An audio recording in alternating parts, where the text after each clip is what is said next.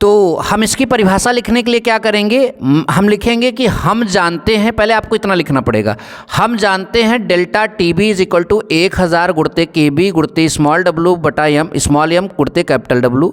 समीकरण नंबर 1 मानिए या केवल ऐसे रख दीजिए, कोई दिक्कत, कोई दिक्कत नहीं। ये आपने पिछले वीडियो में आपने पढ़ा था जब क्वथनांक का उन्नयन हमने आपको पढ़ाया था, ठीक। अच्छा, इनमें इन सब का मतलब डेल्टा टी बी क्या है, क्वथनांक में उन्नयन, के बी क्या है, क्वथनांक का उन्नयन स्थिरांक, ठीक। और डब्लू क्या है, विलेय का द्रव्यमान, ये आपका यम क्या है, विलेय का अणुभार या मोलर द्रव्यमान, डब्लू क्या है, कैपिटल डब्लू विलायक का द्रव्यमान, ये सब आप सबको पता है, ठीक। अब हम क्या करते हैं, इसी में स्मॉल डब्लू बटा यम, जब ग्राम में भार लिया जाता है बटा मोलर द्रव्यमान या अणुभार तो वो मोल के बराबर हो जाता है, ठीक। तो स्मॉल डब्लू बटा यम जो है 1 के बराबर आ जाए तो उसको हम 1 मोल बोलेंगे, तो यानी ये 1 मोल हो, यानी विलेय का 1 मोल हो।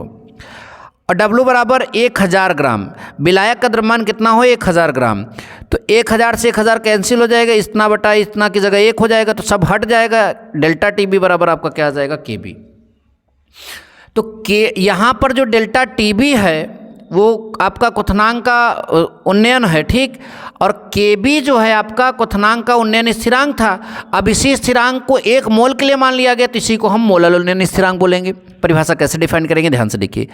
किसी विलायक के कितने 1000 ग्राम में, किसी विलायक के 1000 ग्राम में किसी अवाष्पशील विद्युत अनपघट्य, ये जो विलेय है वो अवाष्पशील होना चाहिए, विद्युत अनपघट्य होना चाहिए, किसी अवाष्पशील विद्युत अनपघट्य के 1 मोल को घोलने पर, फिर सुनिए, किसी विलायक के 1000 ग्राम में किसी अवाष्पशील विद्युत अनपघट्य के 1 मोल को घोलने पर उसके क्वथनांक में, देखिए क्वथनांक है, उसके क्वथनांक में जो उन्नयन होता है वह उस विलायक का मोलल उन्नयन स्थिरांक, ये कटा है, मोलल उन्नयन स्थिरांक कहलाता है। फिर समझिए, किसी विलायक के 1000 ग्राम में किसी अवाष्पशील विद्युत अनपघट्य के 1 मोल को घोलने पर उसके क्वथनांक में जो उन्नयन होता है वह उस विलायक का मोलल उन्नयन स्थिरांक कहलाता है।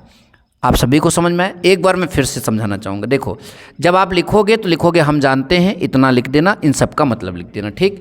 उसके बाद मैं बार बार बोल रहा हूँ, यदि W by M is equal to कितना हो जाए, 1 मोल, तो देखिए डब्लू बाई एम की जगह 1 रखोगे तो 1 हट जाएगा, और कैपिटल डब्लू या 1000 ग्राम होगा तो 1000 से 1000 कैंसिल हो जाएगा, डेल्टा टी बी बराबर के बी आया। तो 1000 ग्राम पर आया तो क्या बोलोगे, यहीं से स्टार्ट करोगे, किसी विलायक के 1000 ग्राम में किसी अवाष्पशील विद्युत अनपघट्य के 1 मोल को घोलने पर उसके क्वथनांक में जो उन्नयन होता है वह उस विलायक का मोलल उन्नयन स्थिरांक कहलाता है। आई होप कि आपको ये बात समझ में आ गई। अच्छा, उसके बाद मोलर उन्नयन स्थिरांक के लिए क्या करते हैं, कुछ भी नहीं करते, वो जो समीकरण 1 आपने बनाया है उसमें 10 गुणते के बी की जगह पर कैपिटल के रख देते हैं। अच्छा भैया 10 है का, अरे 1000 है तो उसको 100 गुणते 10 कर सकते हो, तो वो जो 10 गुणते के बी है वहाँ पर क्या रख देंगे, कैपिटल के।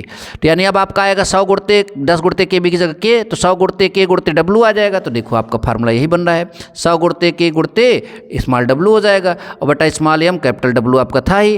अब आप के आया, के क्या है भैया, के जो है वो मोलर या आणविक उन्नयन स्थिरांक है, के जो है मोलर या आणविक उन्नयन स्थिरांक है। के बी जो था वो मोलल उन्नयन स्थिरांक है, लेकिन के मोलर या आणविक उन्नयन स्थिरांक है, समझ कर जाइएगा। अब यहाँ डेफिनेशन समझाने के लिए क्या करना पड़ेगा, स्मॉल डब्लू बटा एम को 1 मोल लेना पड़ेगा, और कैपिटल डब्लू को हमें कितना लेना पड़ेगा, 100, क्योंकि 100 काटना है। तो देखिए यहाँ पर ऐसे ही लिखा गया है, small W is equal, small W बटा कैपिटल एम बराबर 1 मोल तथा कैपिटल डब्लू बराबर आपका 100 ग्राम हो। तो फिर वैसे वहाँ 1000 ग्राम की बात किए थे, यहाँ पर 100 ग्राम की बात करेंगे। किसी विलायक के 100 ग्राम में किसी अवाष्पशील विद्युत अनपघट्य के 1 मोल को घोलने पर उसके क्वथनांक में जो उन्नयन होता है, वैसे ही पढ़ रहे हैं, ध्यान दीजिए, यहाँ तक वैसे ही है, वह उस विलायक का वहाँ मोलर था, यहाँ मोलर या आणविक उन्नयन स्थिरांक कहलाता है। तो इस तरह से आप ये डेफिनेशन एग्जाम्स में लिख सकते हैं। यदि आप इतना लिखते हो तो ये मान के चलो आपको एग्जामिनर दिल खोल कर पूरा नंबर देगा, ये मेरी गारंटी है आप सभी को, ठीक। आप ऐसे पढ़ते रहिए, हमारे चैनल के द्वारा आपको हमारे चैनल से समय समय पर हेल्प मिलती रहेगी। Thank you so much. जय हिंद, वंदे मातरम।